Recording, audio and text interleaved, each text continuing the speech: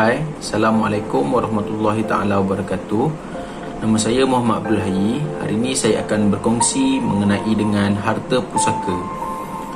Kalau kita tengok dekat Kamus Dewan, Kamus Dewan mengatakan harta pusaka adalah harta benda yang ditinggalkan oleh orang yang telah meninggal dunia untuk diwarisi oleh keluarganya. Kalau kita tengok dekat MAIS pula, iaitu Majlis Agama Islam Selangor, MAIS mengatakan harta pusaka adalah segala apa yang menjadi kepunyaan si mati di masa hidupnya kemudian ditinggalkan untuk waris-warisnya, sama ada harta benda, hak-hak dan apa yang termasuk dalam miliknya setelah dia mati. Jadi dekat sini apa yang kita faham daripada dua definisi daripada Majlis Agama Islam maupun Kamus Dewan, harta pusaka adalah harta yang ditinggalkan oleh si mati untuk dibahagikan kepada waris-waris dia yang berhak. Contoh harta pusaka yang boleh dibahagikan ni macam wang tunai, duit insurans, rumah, tanah, barang kemas. Barang kemas ni termasuklah rantai, gelang, cincin, subang, anting-anting apa semua. Itu semua termasuk bawah barang kemas, harta pusaka yang boleh dibahagikan. Masuk juga dengan haiwan peliharaan, lembu, kambing, unta. Kalau ada unta pun boleh, ada kuda pun, itu semua harta pusaka yang boleh dibahagi-bahagikan. Sebelum harta peninggalan si mati ni dibahagikan, waris wajib untuk selesaikan dahulu hutang-hutang yang ada. Hutang-hutang si mati yang masih dihidup dulu yang dia tak langsaikan. Hutang ni ada dua, hutang dengan Allah ataupun hutang dia dengan manusia. Hutang dengan Allah ni macam zakat, fidyah, nazar.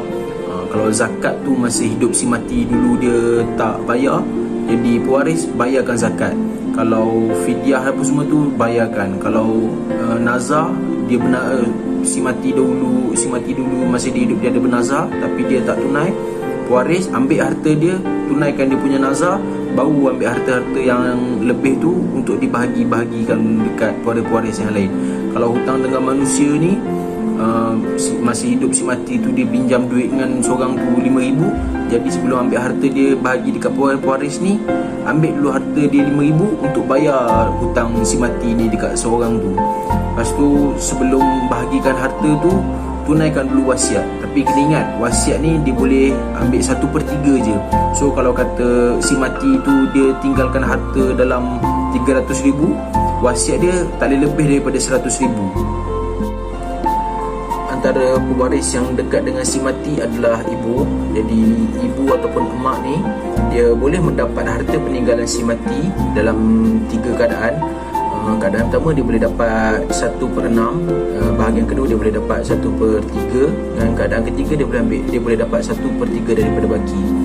Untuk keadaan pertama, ibu akan mendapat 1/6 apabila terdapat anak atau cucu dari anak lelaki atau mempunyai 2 saudara kandung atau saudara sebapa.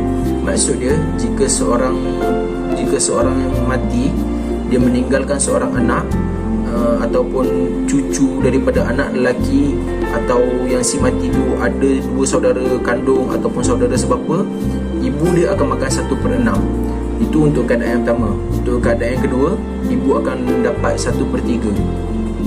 Keadaan yang kedua ni, ibu akan dapat 1/3 apabila tidak ada anak atau cucu dari anak lelaki, atau tidak ada saudara kandung atau sebapa. Maksud dia, kalau si mati tu tidak meninggalkan seorang anak, tidak meninggalkan cucu daripada anak lelaki, dan tidak meninggalkan saudara kandung, dan tidak meninggalkan saudara sebapa, maka ibu dia akan ambil 1/3 daripada harta peninggalan si mati.